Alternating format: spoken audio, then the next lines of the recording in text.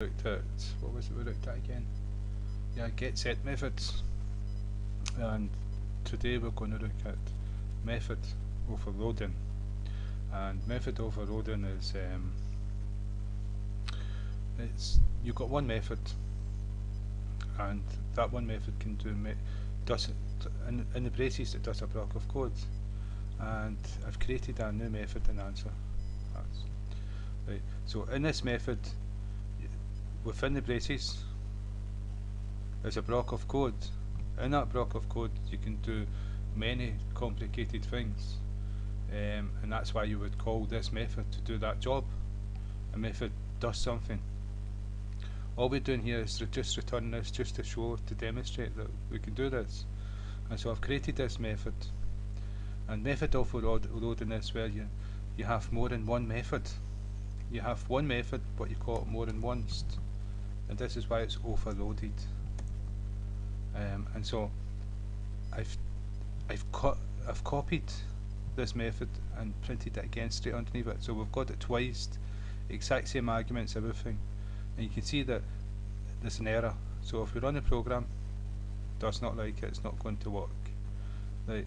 Well, that's not method overloading because each one of these methods have the same arguments. Now for method overloading is that you have the same method, but inside the brackets it's where you put the arguments. Is the first one's not got an argument, and the second one you'll put an argument in, and that's what I'm going to do now. Int new.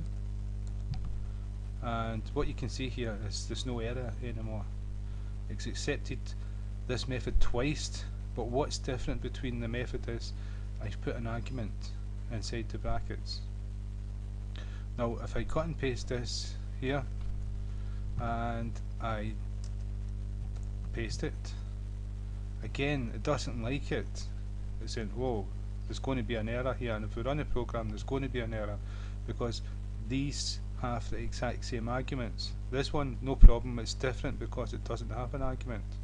So if we change this argument to string,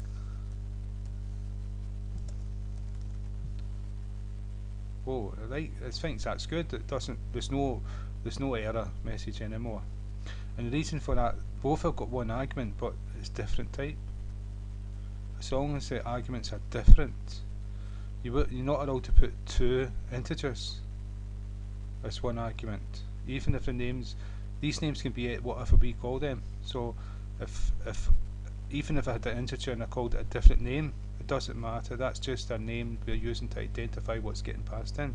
So it's looking at the types integer or string. And so I'm going to paste another one. It doesn't like it because it's the same, but you can have more than one argument. I can say int num again, and because it's in the same scope we had to change the name. So two arguments is not the same as one argument, and one argument is not the same as zero arguments. And it's the same with string.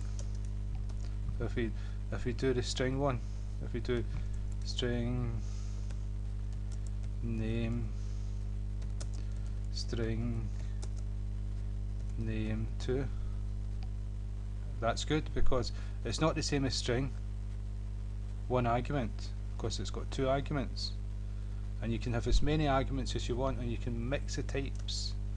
I'll show you. This one's integer, doesn't like it because it's the same as that one, but we're going to have two arguments, but the two arguments are not going to be two integers, it's going to be a string, and it likes that. So what we've got is 1, 2, 3, 4, 5, 6 arguments, and each one we're going to have different code inside. So what we can do is we can just type this in just to show you when we call them. There's also in Java you can override methods, and that's different. We'll come to that as well.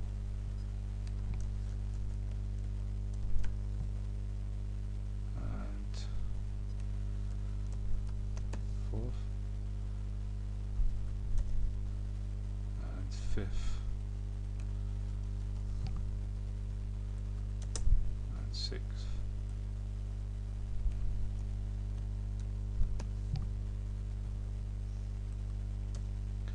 Right, and what we'll put in here is we'll say that no method int string int just to show you what's getting passed in, and it's string and int string. So that's us created 6 different methods. Now if we go to the second class and the run programmer, we're going to execute the code, which main calls, if you remember from our tutorials, we kept it nice and tidy. So if we change this here to, we're going to this class, so it's AC dot, and we want to overload method with no arguments. And you can see we've got overload with no arguments, with one argument, with one argument, with two arguments, with two arguments, and with two arguments. So what we can do is we'll choose the first one and we will run the method and see what it says. First overload. So if we change the argument again to one argument, the integer, and it wants a number, yeah, we'll just choose num1. Well, we're not going to do that. What we're going to do is we're just going to type a raw number in, so you can see it's an integer getting sent in. You can see it better that way. Second int, yeah. And so what we can do is that now we can do a string. Pass a raw string into it and see what happens here. Now it's called the third one, and if we pass two integers into it, so two integers, 21, 22, so it's fourth int overload, so that's the fourth one. Now the next one is two strings, if I can type right, and another string,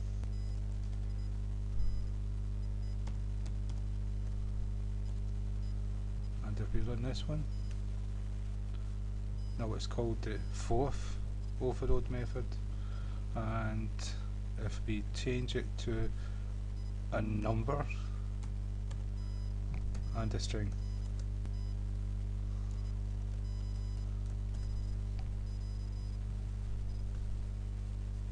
and now we've got 6. So we've accessed every single one of them separately. They're all the same method name, but they behave differently dependent on what you pass to them. So we've made it simple. We've just returned a simple string, but what you've got to remember, inside these braces we can have a group of code doing completely different things, complicated things. Each one of these methods, so the same method, could be doing 3 different things, so that's called method overloading. So again, thank you for your